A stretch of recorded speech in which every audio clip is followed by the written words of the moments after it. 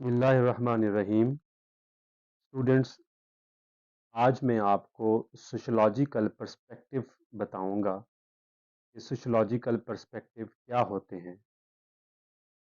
बड़ा ही मुख्तसर सा ये एक हमारा सेशन होगा और होप्स हो कि आपको कभी भी ये पर्सपेक्टिव नहीं भूलेंगे। तो सबसे पहले जो हमारे पास पर्सपेक्टिव है वो है structural functional approach. What is the level of analysis. ये मैक्रो लेवल पे चीज़ों को या ब्रॉडर लेवल पे ये चीज़ों को ऑब्जर्व करता है या देखता है। एंड सेकंड क्वेश्चन हमारे पास है, what image of society does the approach have. Society is system of interrelated parts that is relatively stable. Each part works to keep society operating in an orderly way. Members generally agree about what is morally right and what is morally wrong. It means कि जो structural functional approach है वो ये कहती है कि जो society के जितने भी पार्ट्स हैं वो आपस में इंटरलिंक्ड हैं, वो इंटरकनेक्टेड हैं। ये सारे के सारे पार्ट्स आपस में कोरिलेट होके आपस में इकट्ठे काम करके सोसाइटी के जितने भी काम हैं उनको फंक्शनल बनाती है। और ये फंक्शनल किस तरीके से बनाती है? ये पॉजिटिव वे में फंक्शनल बनाती है।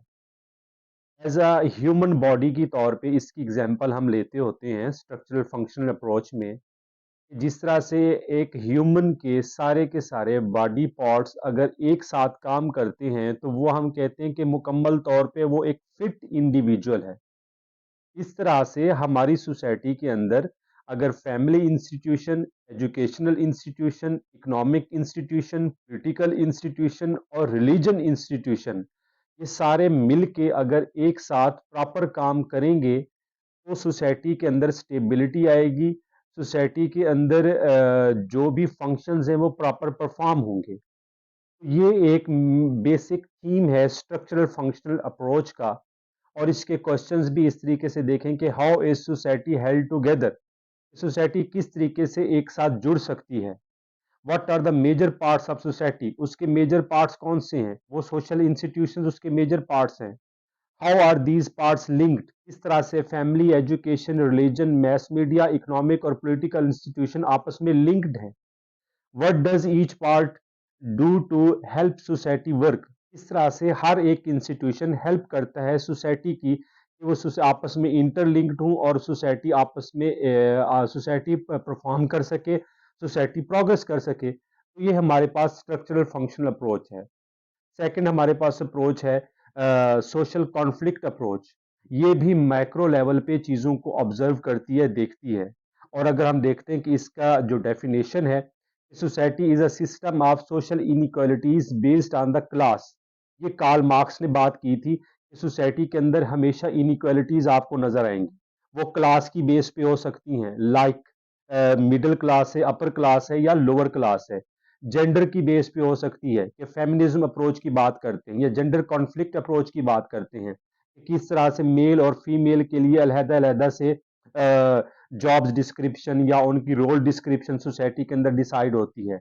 एंड रेस, और रेस कॉन्फ्लिक्ट अप्रोच भी इसी के अंदर आ जाती है कि किस तरह से हमने ब्लैक, वाइट और एशियन रेसेस को डिवीजन कर रखी है। किस तरह से उन लोगों में आपको डिस्क्रिमिनेशन या इनइक्वालिटीज नजर आती हैं। Society operates to benefit some categories of people and harm others. Social inequality causes the conflict that leads to social change.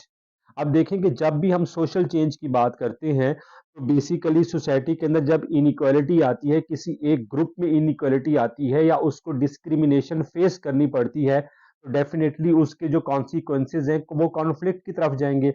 और जब कॉन्फ्लिक्ट की तरफ जाएंगे तो फिर सोसाइटी के अंदर सोशल चेंज या रेवोल्यूशन आता है।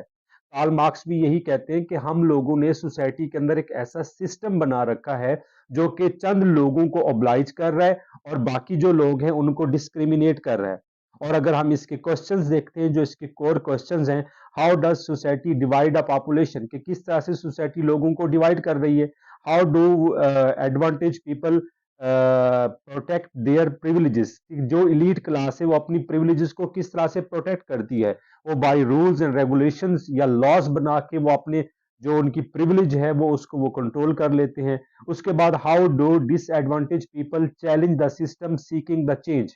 अब होता क्या है कि जब बहुत ज्यादा इनइक्वालिटी आ जाती है तो कॉन्फ्लिक्ट आता है, और जब कॉन्फ्लिक्ट आता है तो वो लोग रेवोल्यूशन की या सोशल चेंज की बात करते हैं, वो लोग सिस्टम को चेंज करने की बात करते हैं, सिस्टम के अंदर जितने भी रूल्स हैं या लॉज हैं या कस्टम्स हैं वो उनको चेंज करने की बात करते हैं।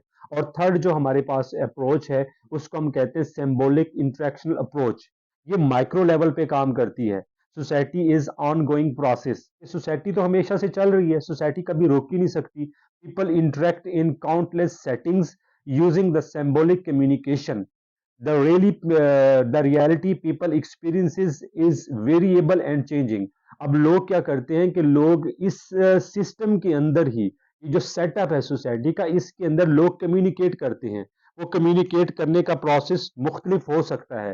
कहीं पे सिंबल्स के जरिए कम्युनिकेट किया जाता है, कहीं पे लैंग्वेज या वर्ड्स के जरिए कम्युनिकेट किया जाता है, कहीं आप अपनी बॉडी लैंग्वेज या जेस्चर के थ्रू आप कम्युनिकेट करते हैं लोगों को। तो ये लोगों का एक एक्सपीरियंस है सोसाइटी के अंदर जो कि वेरी करता है और चेंज भी होता रहता है।